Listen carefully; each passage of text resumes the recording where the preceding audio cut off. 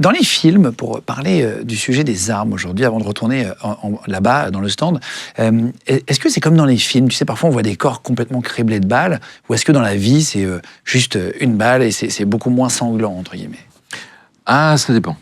Tu peux avoir une balle, la chance du débutant. J'ai une dame qui tue son mari, elle le tue avec une 22, il faut pouvoir. La 22, ça C'est les toutes petites balles. Mais il faut pouvoir. On montrera tout à l'heure avec le gendarme. Et le flingue, sans le viser, assise dans un couloir, quand son mari franchit la porte d'entrée, qui rentre à la maison, quoi, elle le bute. Mais son idée n'était peut-être pas nécessairement de le buter, parce qu'il tire une seule balle, la balle le touche en plein cœur, et le mec s'effondre. Pas tout de suite, ça met un peu de temps, ils ont eu le temps un peu causer ensemble, parce qu'on ne meurt pas tout de suite. Ça, c'est aussi un truc que tu vois dans les films. Tu vois un mec qui est là avec un petit flingue, on appelle ça un baby, un 6,35, tu vois. Il fait pif. T'as le mec derrière, il fait 3 mètres, il est collé au mur, il a une grosse tache de sang, pouf, il s'effondre, il est par terre, il est mort. Ça arrive pas, ça.